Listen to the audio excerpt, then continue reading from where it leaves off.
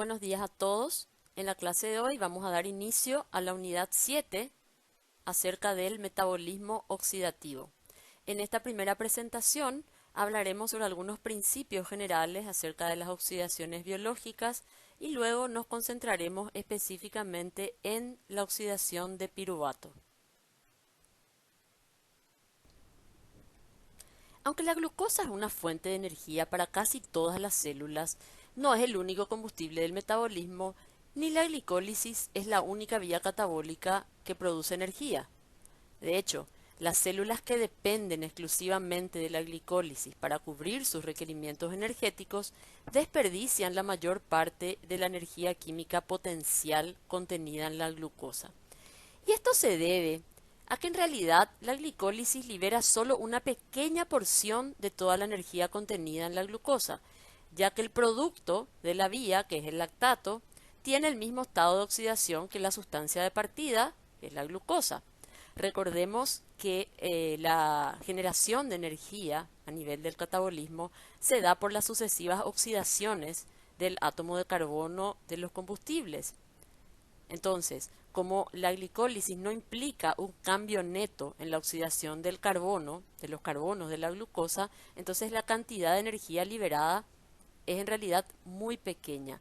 Es por eso que aquellas células que basan su obtención de energía exclusivamente en la vía glicolítica, en realidad solamente aprovechan una pequeñísima porción de toda la energía contenida en la glucosa.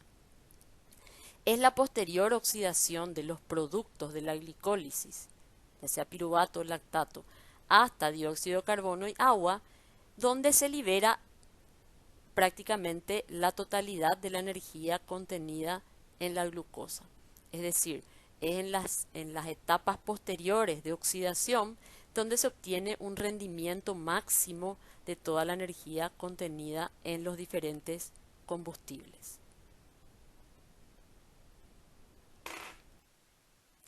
La mayor parte de la energía generada en el catabolismo deriva entonces de la oxidación completa de los combustibles biológicos, carbohidratos, lípidos, proteínas, cetoácidos y otros, hasta dióxido de carbono y agua. La oxidación de los combustibles es un proceso convergente y transcurre en etapas. Bien, decíamos que la oxidación de los combustibles es un proceso convergente y que transcurre en etapas. ¿Cuáles son las etapas que implican las oxidaciones biológicas y por qué decimos que es un proceso convergente? En realidad hay una primera etapa que es diferente según el tipo de combustible, que consiste en la generación de un fragmento activado de dos carbonos que es el acetil coenzima A. ¿Por qué hablamos de un fragmento activado? Sabemos que la unión de un grupo acilo al sulfidrilo de la coenzima A forma un grupo tioéster. El grupo tioéster contiene un enlace de alta energía. La formación de acetil-CoA se da de manera diferente según el tipo de combustible. En el caso de la glucosa, se da por descarboxilación oxidativa del piruvato, en la que se libera dióxido de carbono generando NADH. En el caso de los ácidos grasos, la formación de acetil-CoA se da por el proceso conocido como beta oxidación. Y en el caso de los aminoácidos dependerá de cada tipo de aminoácido. Entonces, esta primera etapa de las oxidaciones es diferente según el tipo de combustible, pero todos convergen en la formación de acetil coenzima A. Es por eso que decimos que es una vía convergente. De hecho, la segunda etapa del metabolismo oxidativo ya es la misma para todas las moléculas de acetil-CoA generadas, ya sea a partir de la glucosa, de los ácidos grasos. Y esta segunda etapa consiste en la oxidación del fragmento de dos carbonos mediante el ciclo de los ácidos tricarboxílicos, o llamado también ciclo del ácido cítrico o ciclo de Krebs. En esta vía metabólica, de la cual hablaremos en una presentación posterior, se libera dióxido de carbono y se generan transportadores electrónicos reducidos en forma de NADH y FADH2. En una tercera etapa, estos transportadores reducidos entregarán sus electrones a un sistema de transporte electrónico que se encuentra en la membrana interna de la mitocondria. Entonces se reoxidan estos equivalentes de reducción en forma de NADH y FADH2. El transporte de electrones libera energía, la cual es aprovechada para la síntesis de ATP. Debido a que esta síntesis de ATP emplea la energía liberada por procesos oxidativos, entonces a este proceso se conoce como fosforilación oxidativa. A lo largo de estas presentaciones hablaremos con más detalle de cada una de estas tres etapas. En la clase de hoy nos concentraremos en lo que sería la primera etapa de las oxidaciones biológicas y específicamente la que afecta a la glucosa, es decir, la conversión de piruvato a acetilcoenzima A con generación de dióxido de carbono y NADH. En cuanto a la primera etapa para los ácidos grasos, que es la beta-oxidación, la estudiaremos más adelante cuando entremos en metabolismo de lípidos. En este diagrama veremos las etapas del metabolismo oxidativo. Partiendo de los diferentes combustibles, en el caso de la glucosa, por glicólisis, esta se convierte en piruvato, el cual por un proceso de descarboxilación oxidativa libera dióxido de carbono generando acetilcoenzima A y NADH. Fíjense que esta primera etapa ocurre por un mecanismo independiente en el caso de los aminoácidos y de los ácidos grasos. Pero todos ellos, estos tres tipos de combustibles, van a generar acetilcoenzima A. Entonces, la generación de un fragmento activado de 2 carbonos en forma de acetilcoenzima A constituye la primera etapa del metabolismo oxidativo. En la segunda etapa, este resto de 2 carbonos en forma de acetilcoenzima A se oxida totalmente mediante el ciclo de los ácidos tricarboxílicos, generando 2 moléculas de dióxido de carbono y equivalentes de reducción en forma de NADH y FADH2. Como podemos ver aquí por la flecha, el NADH también procede de la descarboxilación oxidativa del piruvato. Entonces, esto constituye la segunda etapa del metabolismo oxidativo. Entonces podemos decir que la segunda etapa está dada por la oxidación de los fragmentos de 2 carbonos, o sea, el acetilcoenzima A, mediante el ciclo de los ácidos tricarboxílicos con generación de equivalentes de reducción, es decir, transportadores electrónicos reducidos. Y finalmente, estos transportadores de electrones entregarán sus electrones, es decir, se reoxidan en la cadena respiratoria, entregando sus electrones al oxígeno molecular, que se reduce para formar agua, dejando a estos transportadores en sus formas oxidadas. Es decir, el NADH entrega sus electrones y se convierte en NAD o NAD oxidado, y el FADH2 entrega sus electrones y se convierte en FAD. Este transporte de electrones implica liberación de energía, es decir, un proceso exergónico, ya que los electrones van pasando de un transportador electrónico a otro hasta llegar al aceptor final, que es el oxígeno.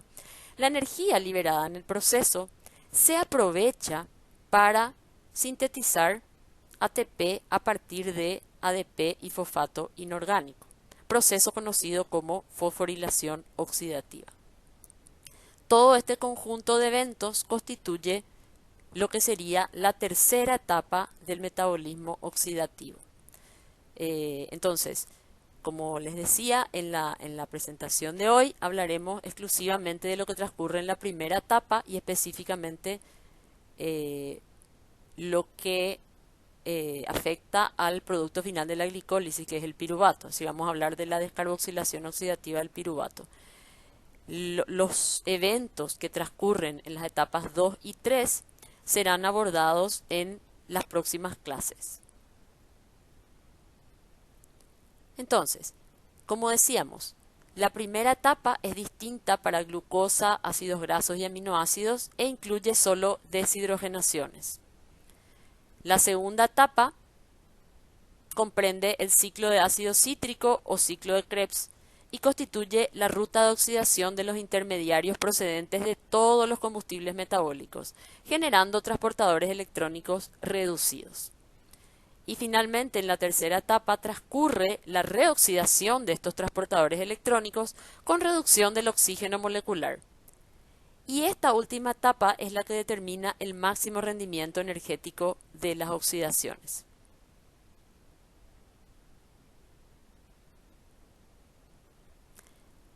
Hay dos tipos de enzimas principales que catalizan las reacciones de oxidación en el metabolismo energético, y estas son las deshidrogenasas y las oxidasas. Las deshidrogenasas son aquellas enzimas, todas pertenecen a la clase 1, ¿verdad?, de óxido reductasas.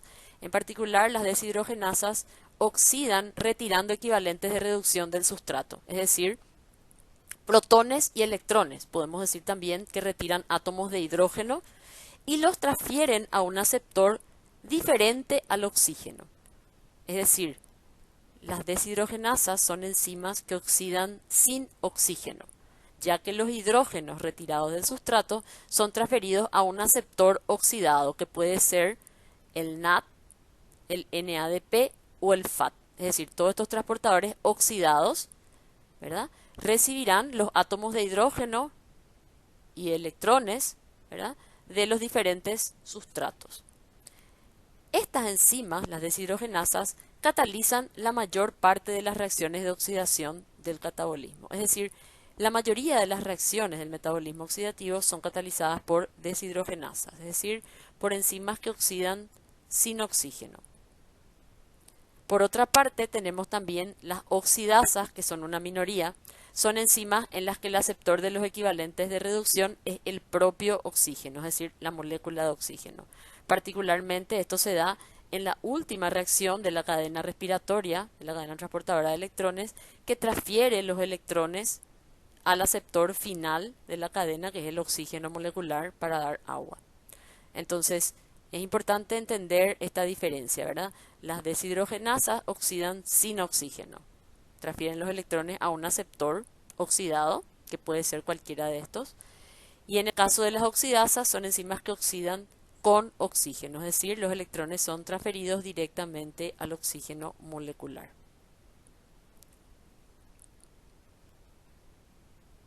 Hablemos ahora más específicamente de la etapa 1 de las oxidaciones biológicas. Esta etapa está formada por una familia de rutas que actúan por separado sobre los hidratos de carbono, los ácidos grasos y los aminoácidos.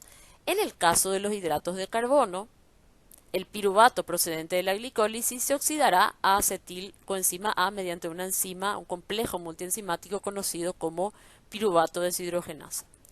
En el caso de los ácidos grasos, el acilcoenzima A, por una vía metabólica conocida como beta-oxidación, genera numerosas moléculas de acetilcoenzima A. En el caso de los aminoácidos, luego de la pérdida del grupo amino, diversas vías generan acetilcoenzima A, piruvato o bien intermediarios del ciclo de Krebs a partir de los diferentes cetoácidos. Entonces, de esta manera, los esqueletos carbonados de los aminoácidos pueden incorporarse a la etapa 2 del metabolismo oxidativo.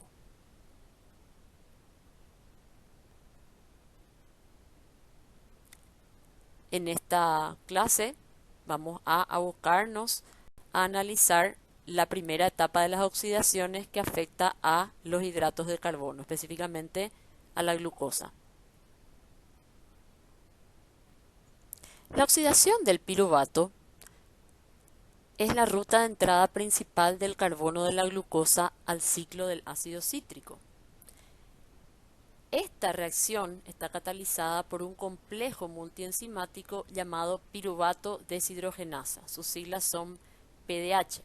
La reacción catalizada por esta enzima tiene esta estequiometría: piruvato más coenzima A más NAD oxidado para dar acetil-CoA más dióxido de carbono y NADH.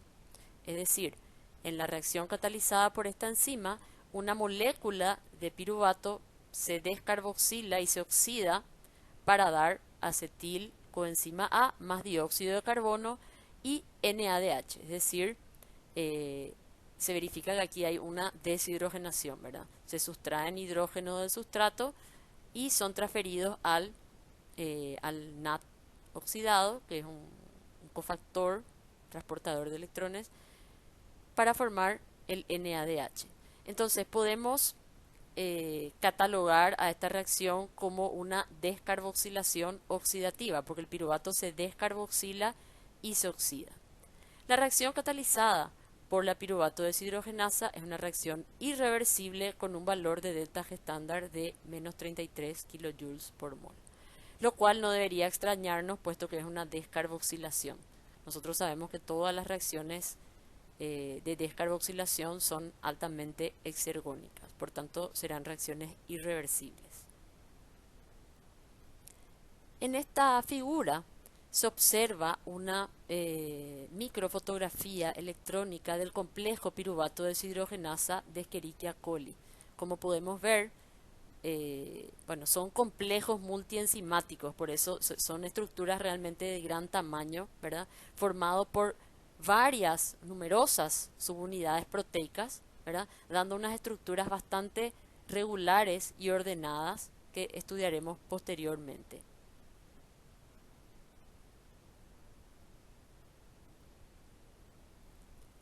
Entonces, podemos definir a la piruvato deshidrogenasa como un complejo multienzimático localizado en la matriz mitocondrial formado por tres enzimas, en realidad varias copias, múltiples copias de cada una de ellas. Tenemos entonces la enzima E1, llamada también piruvato descarboxilasa o piruvato deshidrogenasa propiamente dicha, la E2 o dihidroalipamida transacetilasa y la E3 o dihidrolipamida deshidrogenasa. Entonces, en realidad el complejo multienzimático está formado por múltiples copias de la E1, múltiples copias de la E2 y de la E3.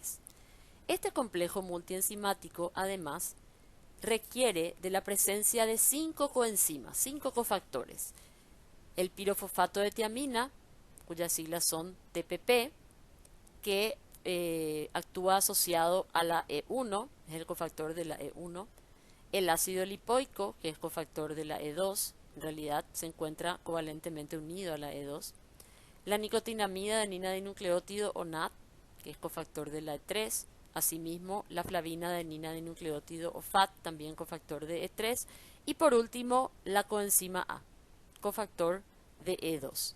De estas 5 coenzimas, hay 3 que actúan unidos covalentemente a las enzimas, a los componentes enzimáticos, que son el pirofosfato de tiamina, el ácido lipoico y la flavina adenina dinucleótido o FAD, FAD. Estos, por ende, no aparecen en la estequiometría, es decir, no se consumen durante la reacción. Sin embargo, hay otros dos, la nicotinamida adenina dinucleótido y la coenzima A, que son cofactores solubles y que difunden en el medio de reacción y actúan en realidad como cosustratos.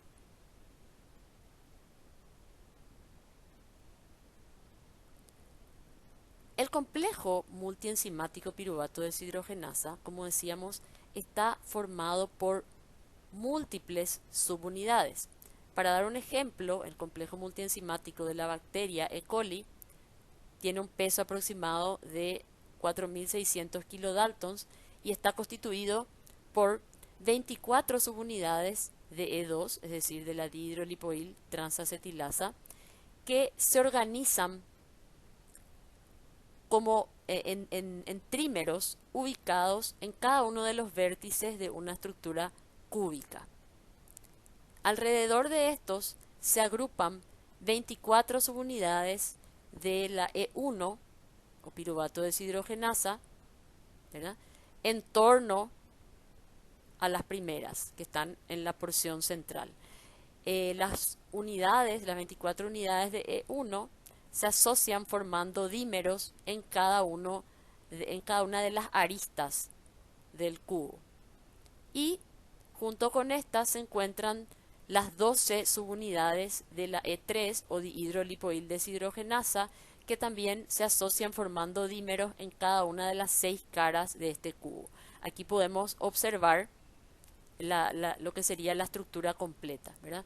Podemos ver en el centro se encuentran las bolas de color verde que representan a los trímeros de E2, ¿verdad?, asociados formando esta estructura cúbica, y por fuera de esta entonces se encuentran las subunidades de E1 y E3 asociados, como lo hemos explicado recientemente. En el caso de los eucariotas, la piruvato deshidrogenasa presenta mucho mayor tamaño, es decir, presenta mayor cantidad de subunidades de estos 3 tipos de enzimas. Particularmente está compuesta por 20 trímeros E2, es decir, hay 60 subunidades E2, 45 heterotetrámeros de E1 formados por cadenas alfa 2 y beta 2 y 9 homodímeros E3. Además de esto, están presentes algunas proteínas adicionales.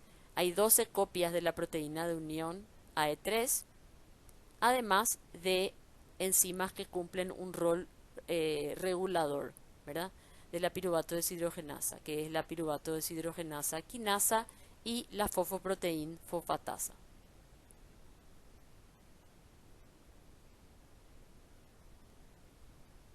En esta tabla se presenta un resumen de las coenzimas y grupos prostéticos de la piruvato deshidrogenasa.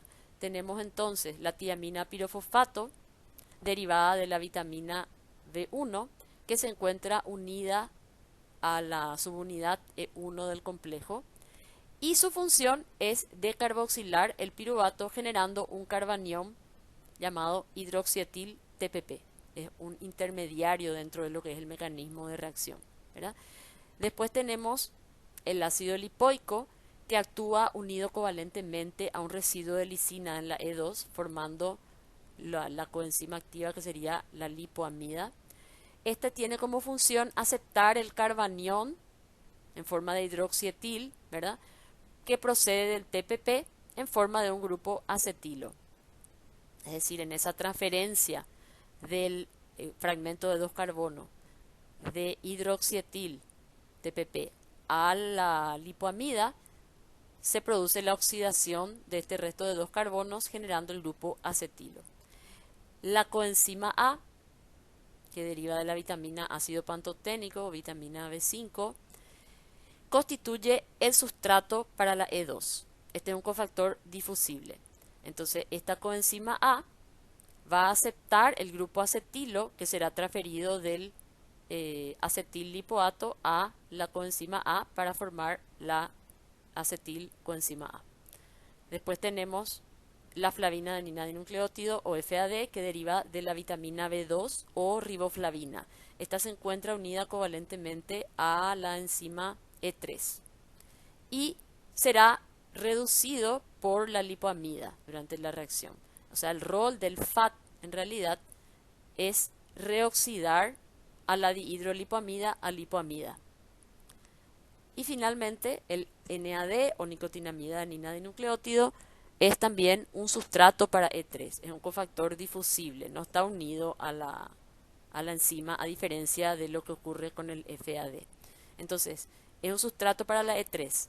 En la reacción, la E3 reoxida al FADH2, que se redujo previamente, lo reoxida a FAD, reduciendo el NAD a NADH, que será también un producto de la reacción.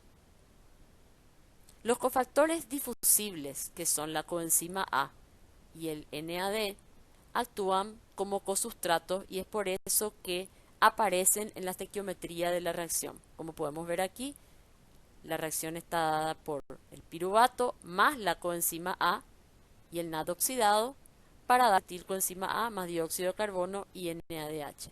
Fíjense entonces que estos cofactores, coenzima A y NAD, estos dos, actúan a la vez como sustratos de la piruvato deshidrogenasa. Es por eso que se conocen como cosustratos.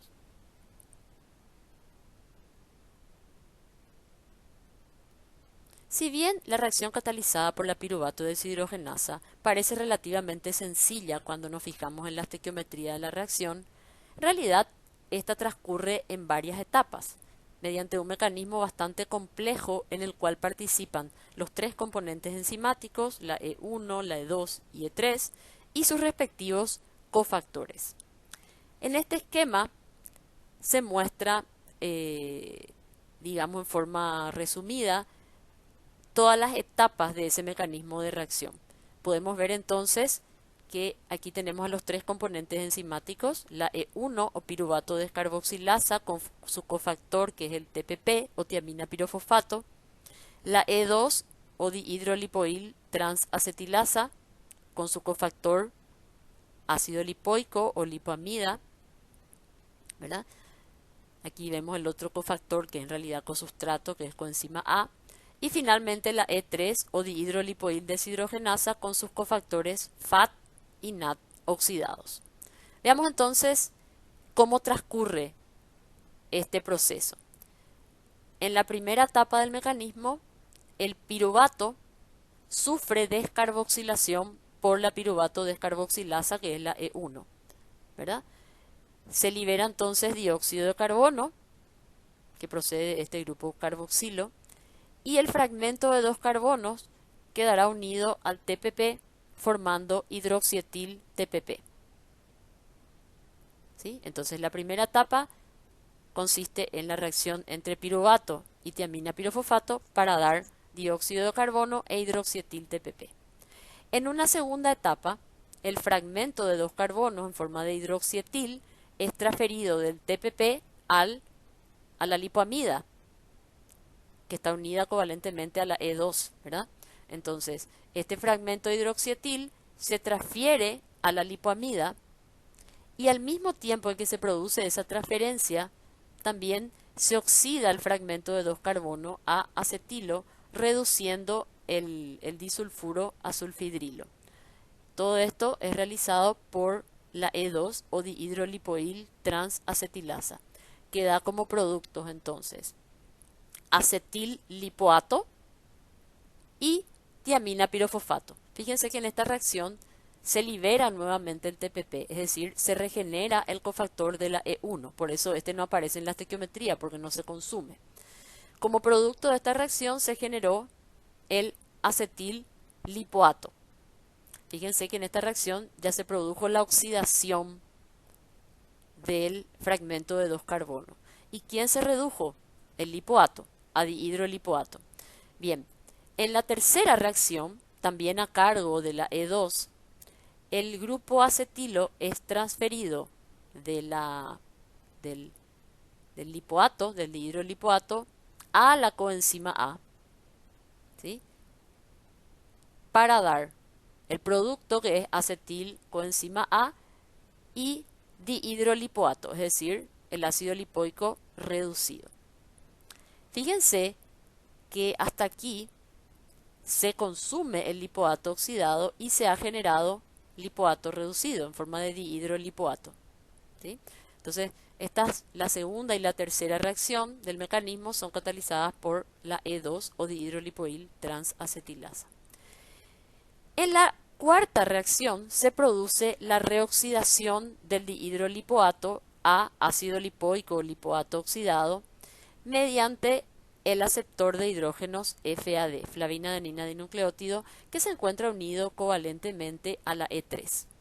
La E3 se denomina dihidrolipoil deshidrogenasa. Justamente este nombre hace alusión a la función que tiene esta enzima, que consiste en oxidar al dihidrolipoato a lipoato, reduciendo al FAD a FADH2.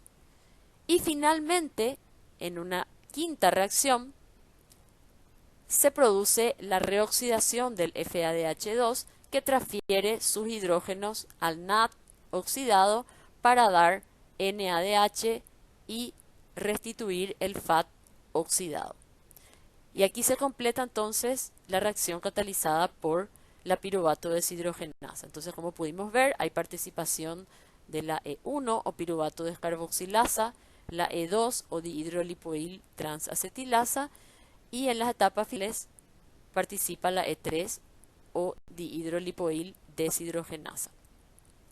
Si nos concentramos en este mecanismo, podemos ver que hay tres cofactores que se consumen pero se vuelven a regenerar, por tanto no hay consumo neto de los mismos. Son el TPP, ¿verdad? El ácido lipoico oxidado, porque este se reduce y luego se reoxida, entonces no hay consumo neto de ácido lipoico, y lo mismo con el FAD, ¿verdad? El FAD se reduce por acción del dihidrolipoato, pero luego se reoxida en la penúltima acción. Entonces, ¿cuáles son los cofactores que realmente se consumen? La coenzima A, ¿verdad? Que se libera en forma de acetil coenzima A, y el NAD oxidado que queda como producto en forma de NADH. Hablemos ahora de las coenzimas que participan en la reacción catalizada por la piruvato deshidrogenasa. Y en realidad de todas ellas ya hemos hablado en la unidad de biocatálisis, cuando hablamos de los cofactores, pero haremos en esta ocasión una breve revisión de los conceptos fundamentales. Entonces, hablemos primeramente de la tiamina pirofosfato, que es la coenzima o cofactor de la E1. Es una coenzima derivada de la vitamina B1 o tiamina. Esta es su estructura, como podemos ver, contiene dos anillos heterocíclicos. Una pirimidina sustituida, que podemos ver aquí, ¿verdad?, unida a través de un grupo metileno a un anillo tiazol. En este anillo tiazol es que se encuentra la porción activa de la coenzima, que como veremos posteriormente es este carbono 2, que está entre el nitrógeno y el azufre. La presencia del nitrógeno en esta posición, capaz de aportar un par de electrones, hace que se forme un doble enlace con este carbono, lo cual carga negativamente a este carbono, generando un carbanión, ¿sí? Y ese carbanión es la porción reactiva de la tiamina en forma de tiamina pirofosfato, que es el cofactor. Bueno, para generar, esta es la estructura de la tiamina, para generar el cofactor debe fosforilarse el OH de esta estructura. Entonces, la tiamina se transforma en pirofosfato de tiamina a través de una reacción de pirofosforilación que es dependiente de ATP. En esta reacción, entonces, se libera AMP y da como producto tiamina pirofosfato, que es la estructura que tenemos aquí. Como decíamos, la porción activa o el carbono activo en la estructura es el que se encuentra en el anillo tiazol, que quedará en forma de carbanión.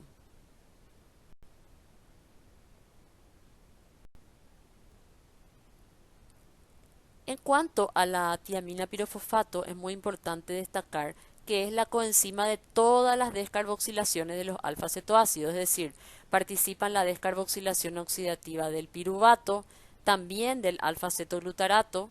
La descarboxilación del alfa-cetoglutarato está dada por una enzima llamada alfa-cetoglutarato deshidrogenasa que participa en el ciclo de Krebs.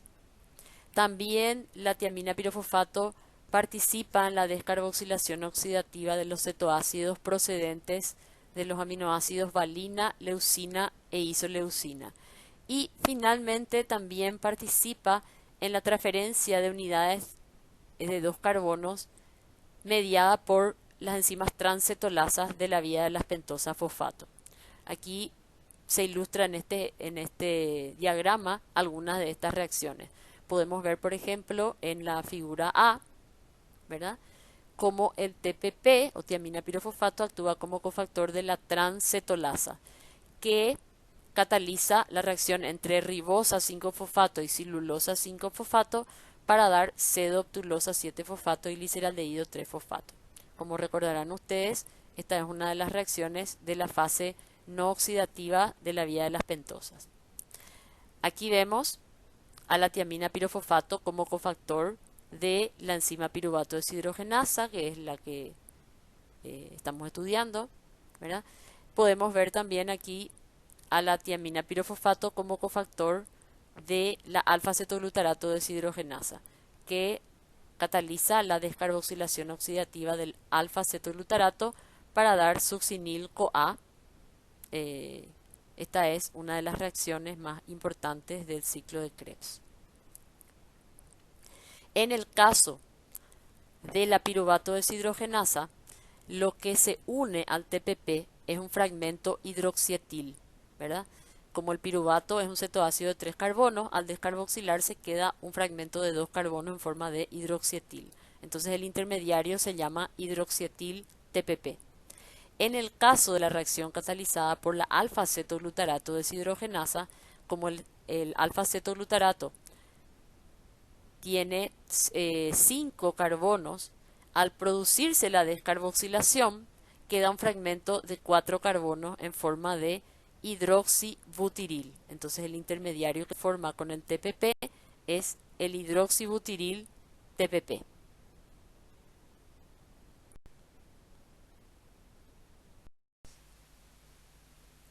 La siguiente coenzima que participa del proceso es la lipamida. La lipamida es un derivado del ácido lipoico, que como decíamos se une covalentemente a la E2 en un residuo de lisina.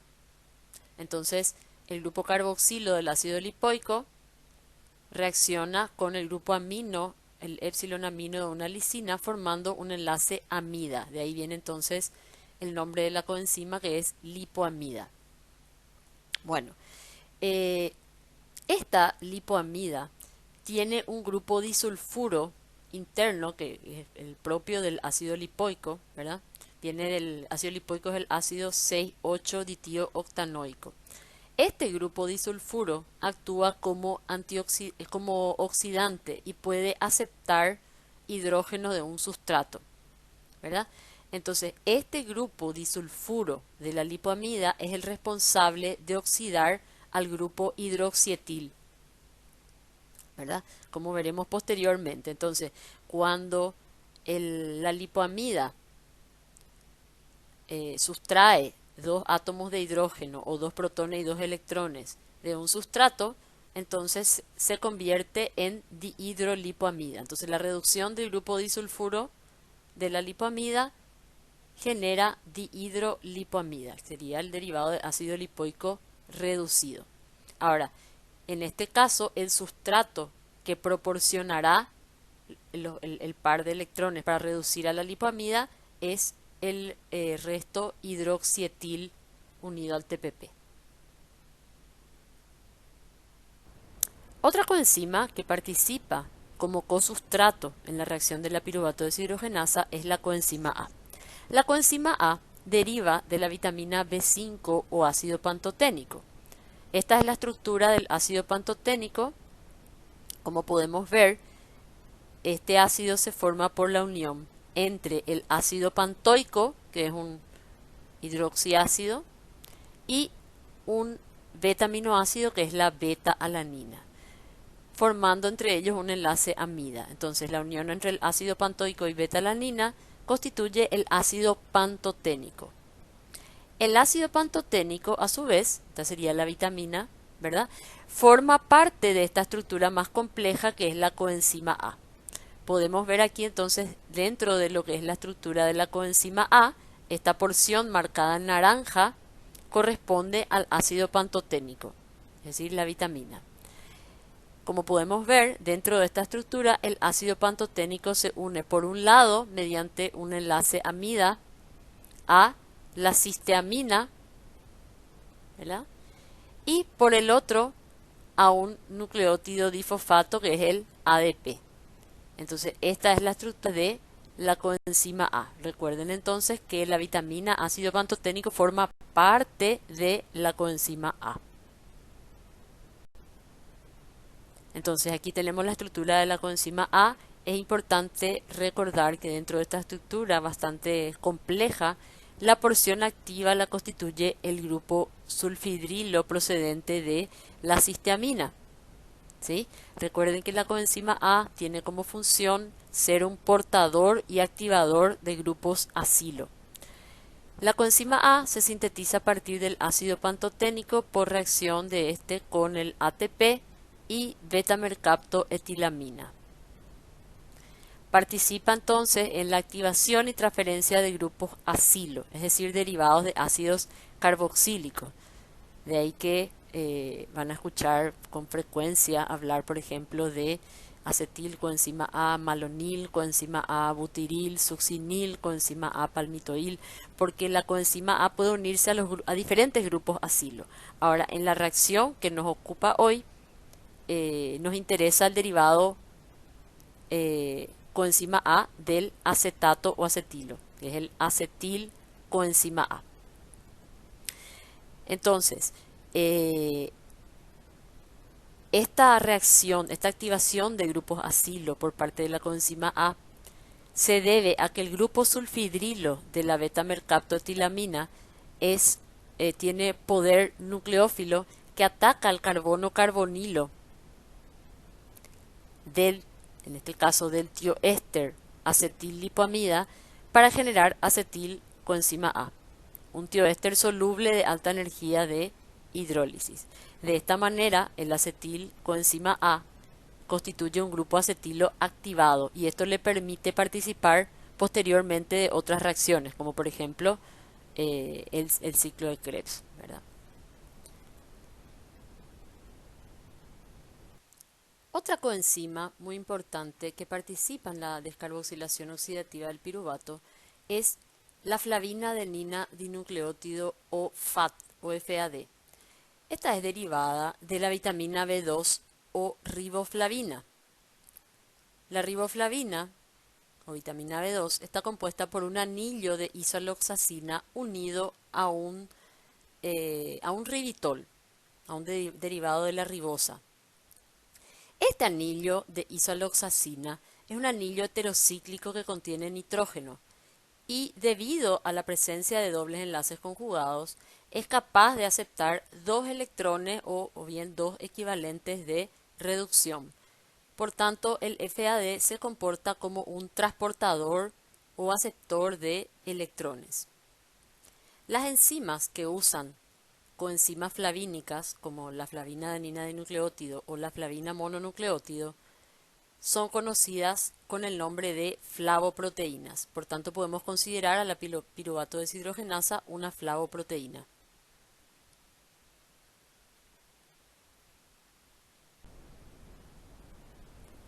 Entonces, aquí podemos ver la estructura de la riboflavina. Este es el anillo de isoaloxacina. Como vemos, es un anillo heterocíclico nitrogenado unido al ribitol, ¿verdad? Entonces, esta es la riboflavina.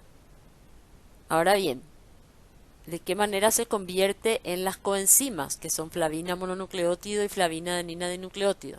En primer lugar, por fosforilación con ATP, se le transfiere un grupo fosfato al ribitol, al OH del ribitol, para dar la flavina mononucleótido, que es una de las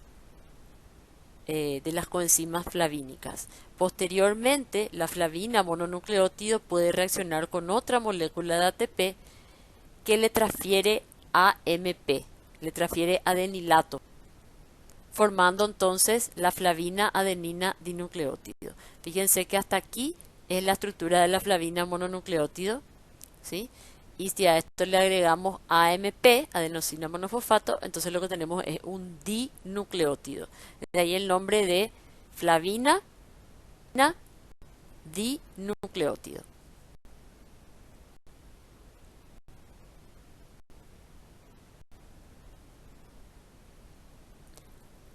Y la última coenzima que debemos mencionar es la nicotinamida adenina dinucleótido, más conocida como NAP. Esta deriva de la vitamina B3 o niacina. La niacina debe reaccionar con el ATP para dar la coenzima activa, como veremos posteriormente. Aquí se puede observar esquemáticamente la estructura del NAD o NAD. Esta estructura también es un anillo heterocíclico nitrogenado, le permite incorporar un ion hidruro, es decir,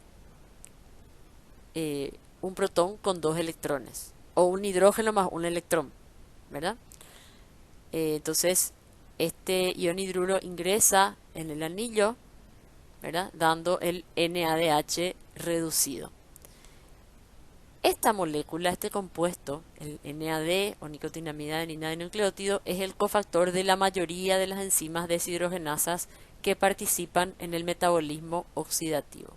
Es un ion hidruro del sustrato el que reduce el NAD oxidado a NADH.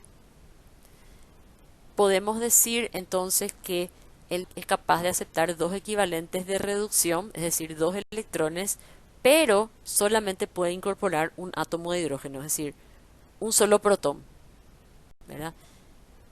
Por eso es que podemos decir que el NAD acepta en su estructura un átomo de hidrógeno más un electrón libre o un ion hidruro y deja un protón libre. Por eso en la estequiometría siempre aparece NADH más protón.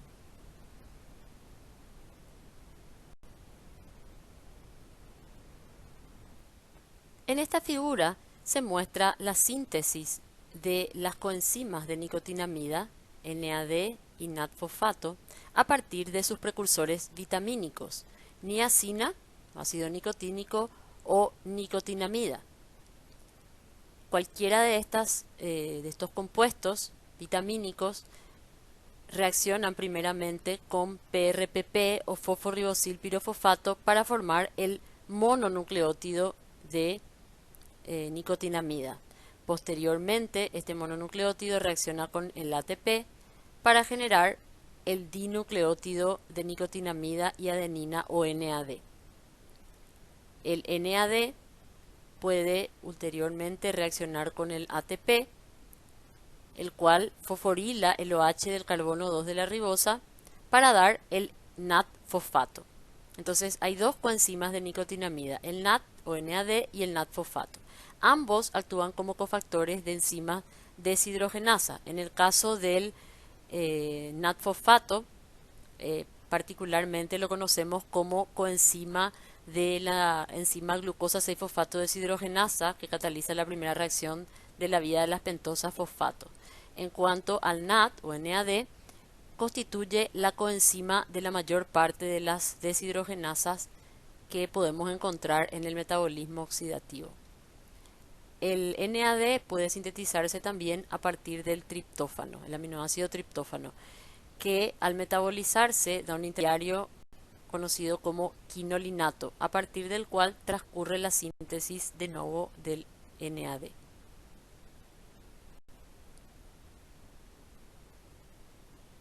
Bien, ahora que ya hemos descrito a las diferentes coenzimas que participan en la reacción catalizada por la piruvato deshidrogenasa, vamos a revisar nuevamente el mecanismo completo de la reacción y describir las diferentes etapas. Entonces, en un primer paso se produce la descarboxilación del piruvato por acción de la E1 o piruvato deshidrogenasa propiamente dicha, reacción en la cual participa el TPP, tiamina pirofosfato, liberando dióxido de carbono y generando hidroxietil TPP. En el paso 2, el fragmento de dos carbonos en forma de hidroxietil es transferido del TPP a la lipoamida unida covalentemente a la E2 para formar acetil dihidrolipoamida, liberando nuevamente el TPP. A continuación, la acetil-lipoamida, que está unida covalentemente a la enzima 2 o dihidrolipoil transacetilasa, transfiere el grupo acetilo de la lipoamida, de la dihidrolipoamida, a la coenzima A, generando acetilcoenzima A y liberando la lipoamida en estado reducido, es decir, en forma de dihidrolipoamida. Entonces, los pasos 2 y 3 son catalizados por la E2. Posteriormente, en el paso 4, la dihidrolipoamida se reoxida a lipoamida por acción de la E3 que utiliza como cofactor al FAD. ¿Sí? Entonces, la dihidrolipoamida transfiere dos hidrógenos al FAD o FAD para formar FADH2, regenerando la lipoamida en su forma oxidada. Esta es la reacción 4. Y en la última etapa, que sería la reacción 5, el FADH2 se reoxida a FAD, reduciendo el NAD oxidado a NADH. Entonces, como podemos ver, de los 5 cofactores, 3 de ellos se reponen y quedan sin modificaciones luego de la reacción, que son el TPP, ¿verdad?, que se une al fragmento de 2 carbonos, pero posteriormente vuelve a liberarse. La lipoamida, que se reduce durante la reacción, pero luego se reoxida, ¿verdad? Y el FAD, que también se reduce durante la reacción, pero luego se reoxida. Los dos cofactores que se consumen y por ende aparecen en la estequiometría de la reacción son el NAD y la coenzima A. ¿Cuál es el rol de la tiamina pirofosfato en el mecanismo de la reacción catalizada por la piruvato deshidrogenasa? Como ya dijimos, la tiamina pirofosfato es el cofactor de la enzima E1, de la piruvato deshidrogenasa propiamente dicha. En esta figura se muestra el anillo tiazol, ¿verdad?, con un carbono cargado negativamente, es decir, la tiamina pirofosfato está en forma de carbanión. Los carbaniones son altamente reactivos, por tanto, esta constituye la porción activa de la coenzima. Entonces, este carbono cargado negativamente hace un ataque nucleófilo al carbono carbonilo del piruvato, al carbono 2 del piruvato, con lo cual se rompe el doble enlace, formándose un intermediario tetraédrico, y luego cuando se vuelve a formar el doble enlace, esto provoca la eliminación del dióxido de carbono, es decir, la eliminación del grupo carboxilo que sale en forma de dióxido de carbono, generando un fragmento de 2 carbonos en forma de hidroxietil. Entonces, hay una descarboxilación y el fragmento de 2 carbonos en forma de hidroxietil queda unido a la tiamina pirofosfato, generando el intermediario hidroxietil TPP. Esa es la primera reacción del mecanismo que habíamos mostrado. En el segundo paso transcurre la transferencia del fragmento de 2 carbonos del hidroxietil TPP a la lipoamida para generar acetil lipoamida, liberando la tiamina pirofosfato. En este proceso, como podemos ver aquí en el mecanismo, la carga negativa del carbanión del hidroxietil TPP hace un ataque nucleófilo al grupo disulfuro oxidado de la lipoamida. Entonces se rompe el enlace disulfuro, ¿sí?, y fíjense que acto seguido ocurre una oxidación en el fragmento de 2 carbonos, ¿sí? Se pierde este hidrógeno que vemos aquí, se forma un doble enlace, es decir, podemos ver que el grupo hidroxilo va a terminar convertido en carbonilo, ¿verdad? Y este carbono se separa del carbono del anillo tiazol del TPP. Se rompe este enlace que vemos aquí, liberando la tiamina pirofosfato en su forma carbaniónica, como se encontraba originalmente, y el fragmento de 2 carbonos ha quedado oxidado en forma de acetilo. Asimismo, el grupo sulfidrilo de la lipoamida que estaba oxidado formando disulfuro capturó un hidrógeno y quedó reducido en forma de dihidrolipoamida. A continuación, el grupo acetilo de la acetil dihidrolipoamida será transferido a la coenzima A para generar acetilcoenzima A, que es uno de los productos, y dihidrolipoamida. Es decir, deja libre al cofactor, pero lo deja reducido. Este es el paso 3, llevado a cabo por la enzima E2.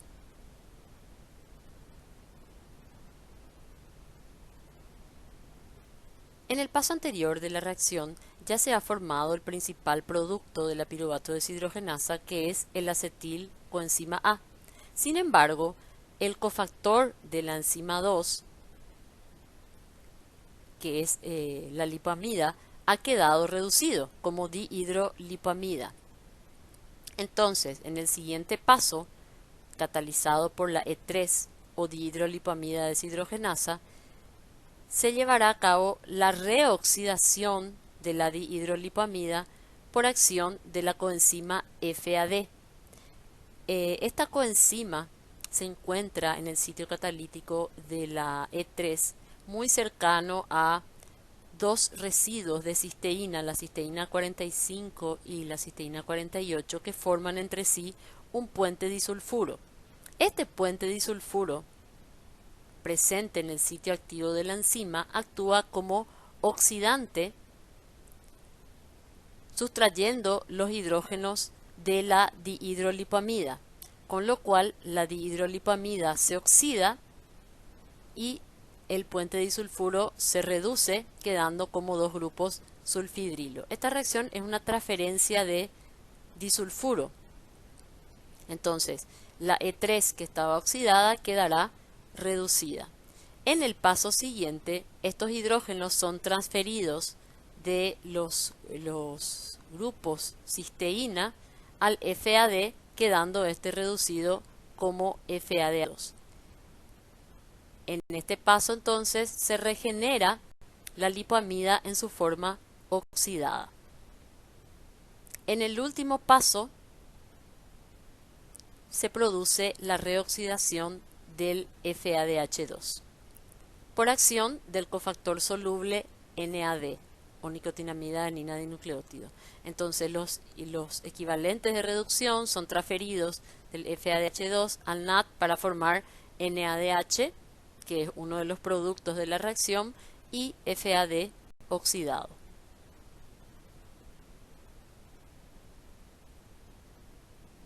Si analizamos la estequiometría de la reacción catalizada por la piruvato deshidrogenasa, esta pareciera ser una reacción relativamente simple. Sin embargo, como ya hemos visto, la misma transcurre a través de 5 etapas independientes en las cuales se forman y se consumen diferentes intermediarios, ¿verdad? Dando como productos acetilcoenzima A, dióxido de carbono y NADH. Fíjense que estas 5 reacciones son llevadas a cabo por una única enzima, en realidad un complejo multienzimático formado por 3 proteínas con actividades catalíticas independientes. Ahora, ¿cuál es la ventaja de que todas estas actividades enzimáticas estén concentradas en una sola enzima? ¿Cuál es la ventaja de este sistema en relación a lo que sería si estas reacciones fueran catalizadas por enzimas separadas, fueran reacciones independientes? Bien, en realidad, como sabemos, la velocidad de una reacción enzimática está limitada por la frecuencia con la cual las enzimas colisionan con su sustrato, es decir, la velocidad está relacionada a la probabilidad de que los sustratos se encuentren con el sitio catalítico de la enzima en cuestión.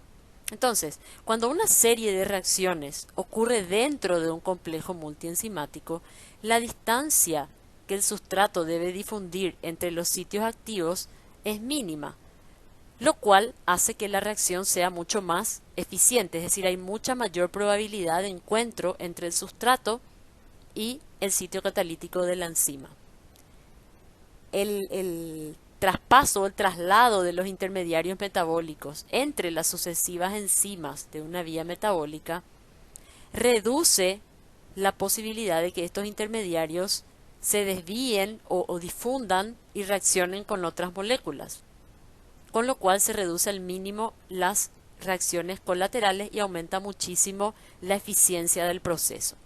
Por otra parte, el hecho de que esta secuencia de reacciones esté dada por un complejo multienzimático permite un mecanismo regulatorio coordinado del proceso de manera global. Ahora bien, podríamos preguntarnos de qué manera el fragmento de 2 carbonos que debe pasar de la enzima del sitio catalítico de la enzima E1, donde se une primeramente al TTP, luego debe pasar al sitio catalítico de la enzima E2 para ser transferido a la lipoamida y posteriormente a la coenzima A. Entonces, ¿de qué manera este fragmento de 2 carbonos se moviliza de un sitio a otro en el entorno catalítico de la enzima? Bien, la respuesta la tenemos en esta figura. Como pueden ver, esto corresponde a la lipoamida, ¿verdad? Aquí podemos ver al ácido lipoico formando el enlace amida con la lisina, con el grupo R de una lisina en el sitio catalítico de la E2, ¿verdad? Y esta estructura forma como un brazo móvil, ¿verdad? Que puede hacer este movimiento. Funciona como una bisagra, ¿verdad? Donde puede hacer este movimiento. Entonces, cuando el grupo hidroxietil se une a uno de estos 2 átomos de azufre, el movimiento de este brazo lipoilisilo permite que el fragmento de 2 carbonos pueda pasar de un sitio catalítico a otro para ir sufriendo las sucesivas reacciones.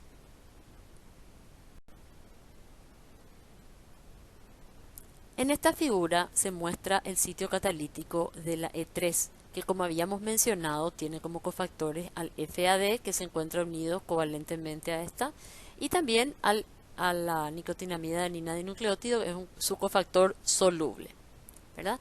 Habíamos visto que en el entorno de la enzima E3 transcurren las etapas 4 y 5 de la reacción.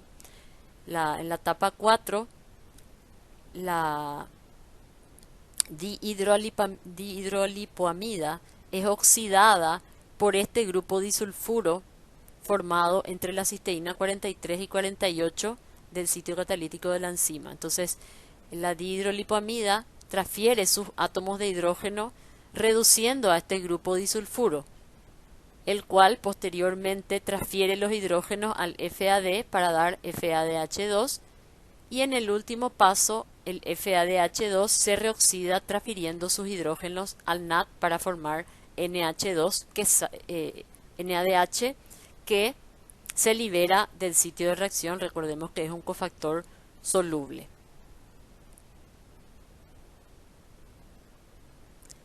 Dado que la reacción catalizada por la piruvato deshidrogenasa constituye un paso fundamental para el aprovechamiento de la energía contenida en la glucosa por oxidación, con generación de gran cantidad de ATP, y que además la conversión de piruvato en acetilcoenzima A es un proceso irreversible, resulta fundamental que este proceso esté estrechamente regulado y pueda responder a las necesidades energéticas de la célula.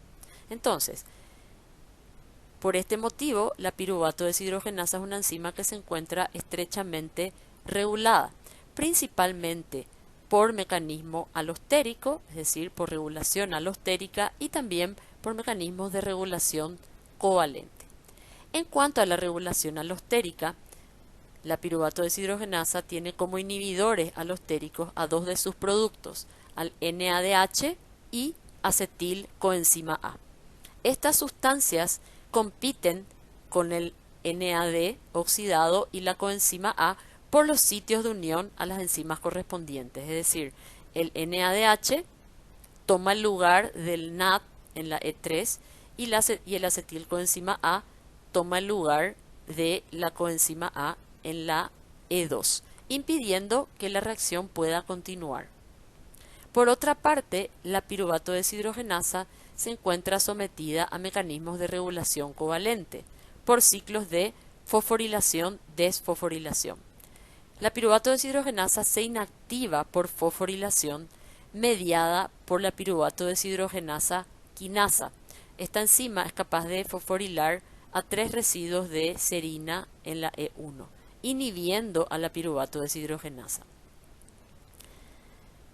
Por otra parte, la enzima se activa al desfosforilarse por acción de fosfoproteína fosfatasas. Entonces la piruvato deshidrogenasa se inactiva por fosforilación y se activa por desfosforilación.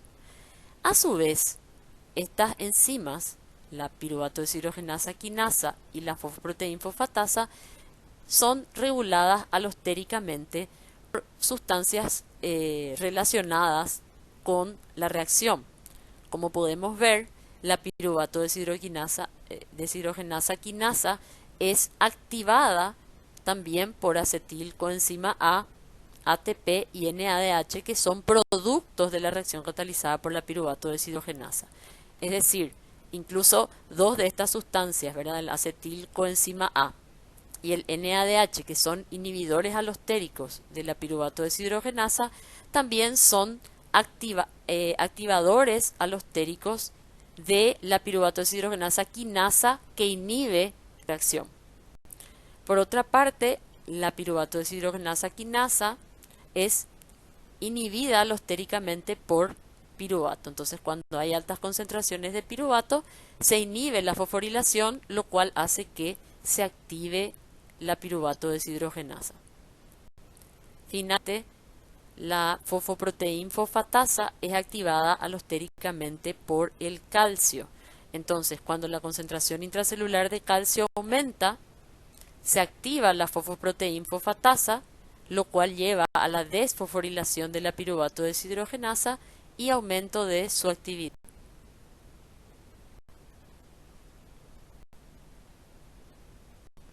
En este gráfico se ilustra esquemáticamente todo lo que hemos explicado. Podemos ver entonces el complejo piruvato deshidrogenasa cuando está desfosforilado se encuentra activo, ¿verdad? Y cuando se fosforila se vuelve inactivo. Aquí en amarillo podemos ver el complejo piruvato deshidrogenasa fosforilado inactivo. Más abajo vemos la reacción catalizada por la piruvato deshidrogenasa, ¿verdad? La piruvato deshidrogenasa realiza la descarboxilación oxidativa del piruvato, dando como productos acetilcoenzima A, NADH y dióxido de carbono. Podemos ver entonces, por un lado, que los propios productos de la reacción, el NADH y acetilcoenzima A, funcionan como inhibidores alostéricos de la piruvato deshidrogenasa. Aún estando esta desfosforilada, puede ser inhibida alostéricamente por el NADH y acetilcoenzima A. Además, el complejo piruvato deshidrogenasa puede ser fosforilado por la piruvato deshidrogenasa quinasa, un proceso que requiere gasto de ATP. A su vez, la acción de la piruvato deshidrogenasa quinasa es activada o acelerada por sus efectores alostéricos positivos, que son ATP, acetil-CoA y NADH. Como podemos ver entonces, el NADH y el acetilcoenzima A promueven la inactivación de la piruvato deshidrogenasa por dos mecanismos diferentes, inhibiendo alostéricamente a la propia enzima, piruvato deshidrogenasa, o bien activando alostéricamente a la quinasa que produce su inactivación. Por otra parte, la piruvato deshidrogenasa quinasa es inhibida alostéricamente por el piruvato. En cuanto a la piruvato deshidrogenasa fosfatasa, esta cataliza la hidrólisis del grupo fosfato con la consecuente activación de la piruvato deshidrogenasa. Esta es activada alostéricamente por el calcio. La actividad de la piruvato deshidrogenasa también es regulada a largo plazo. Hablamos entonces de regulación génica. Sin embargo, Esta regulación génica no opera directamente sobre la piruvato deshidrogenasa, sino sobre la enzima que fosforila la piruvato deshidrogenasa, que es la piruvato deshidrogenasa quinasa. Esta enzima puede ser regulada por nutrientes y también a nivel hormonal. Se sabe, por ejemplo, que la insulina puede reducir la actividad de la piruvato deshidrogenasa quinasa, activando entonces a la piruvato deshidrogenasa. El ayuno y la dieta rica en grasas aumentan la actividad de la piruvato deshidrogenasa quinasa, reduciendo entonces la actividad de la piruvato deshidrogenasa. Estos efectos son resultado de la regulación de la transcripción de la piruvato deshidrogenasa quinasa por estos factores. En este esquema podemos ver un resumen de los factores regulatorios que afectan la actividad de la piruvato deshidrogenasa quinasa y piruvato deshidrogenasa fosfatasa y por ende determinan la actividad de la piruvato deshidrogenasa. El ATP, el NADH y el acetilcoenzima A actúan como efectores alostéricos positivos de la piruvato deshidrogenasa quinasa. En cuanto a los glucocorticoides, una dieta rica en grasa y condición de ayuno también favorece la mayor síntesis de piruvato deshidrogenasa quinasa actuando a nivel génico. Asimismo, entre estas sustancias, el NADH y el acetilcoenzima A actúan también como inhibidores alostéricos de la piruvato deshidrogenasa. La piruvato deshidrogenasa quinasa es inhibida alostéricamente por el piruvato. También la síntesis de la enzima se reprime por acción de una dieta rica en hidratos de carbono y elevadas concentraciones de insulina. Aquí también existe un agente con acción terapéutica que es el cloroacetato, que inhibe farmacológicamente la expresión del gen para la piruvato deshidrogenasa quinasa, promoviendo una mayor actividad de la piruvato deshidrogenasa. Finalmente, como hemos mencionado, el calcio activa alostéricamente a la piruvato deshidrogenasa fosfatasa.